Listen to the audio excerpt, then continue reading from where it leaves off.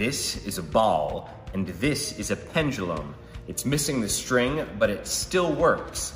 You set the pendulum on the table, drop the ball, and the ball will swing back and forth almost forever. These tubes have different shapes, but when you pour liquid into them and hold them at the same level, the liquid rises up at the exact same rate. You would think it might fill up one of the smaller tubes before the bigger tubes, but it fills them all up at the exact same time. This gadget uses centripetal force to stop your coffee from spilling.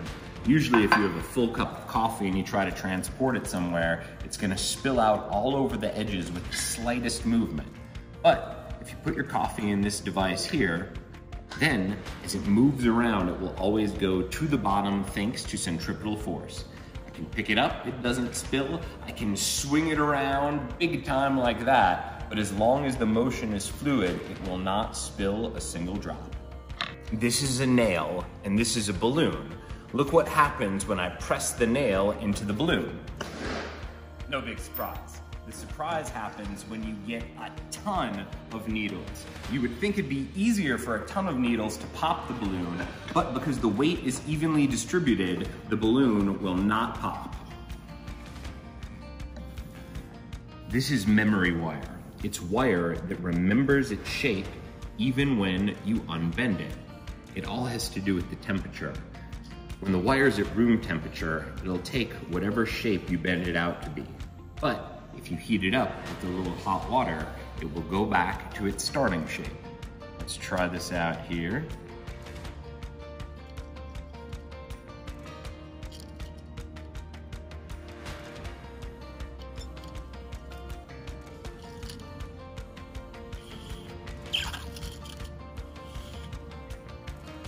Most people can't even balance one nail on the head of another nail, but it's actually possible to balance 10 nails on the head of one nail. It's actually easier to balance 10 than it is to balance just one. It's easy if you know the physics secret. You have to put all the nails on top of one of the nails in an alternating fashion. You put down every nail, but you leave yourself one. This one goes on top of the rest of the nails, and then the nail's weight will actually hold the other nails into place, and you can balance 10 on one. This is a Gazinta box. That means that the inside of the box is actually bigger than the outside of the box. Right now, the white box is the big one. This red and yellow box fit right inside of it. But even though it's smaller, it's big enough to accommodate the larger box. That's just basic physics. This is a wave machine. When I turn the handle right there, it's gonna make 3 different types of waves. The first one you'll see along the black circles, the second one you'll see along the gray hexagons, and the last one you'll see going up and down with the gray lines there. Look at this.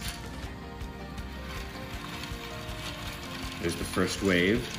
Now you can see the next type of wave, and then here's the last type.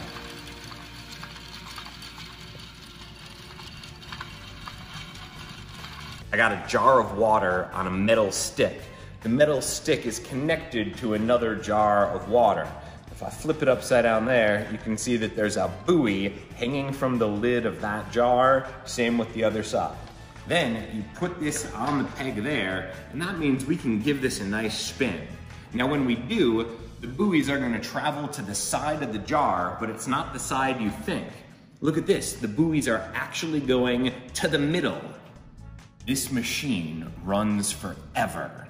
Well, almost. It's made of a very heavy metal wheel and 2 threads connecting the wheel to a bar at the top.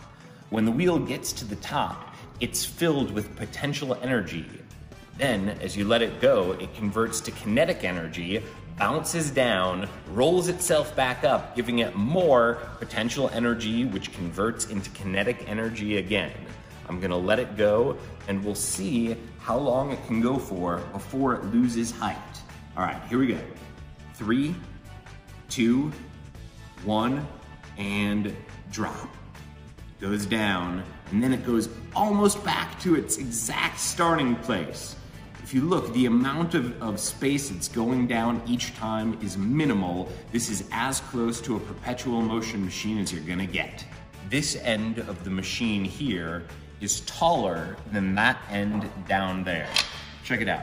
Tape measure, this end is about 2.5 inches, but if we go down to this side, it's only 2 inches. Now, that explains why, if you take a pen, put it in the middle, it's gonna roll in that direction, because this direction is lower. However, it's a little different with this block of wood. See, this block of wood, because of the way it's shaped, does not roll down the machine like the pen. The block of wood rolls up the machine.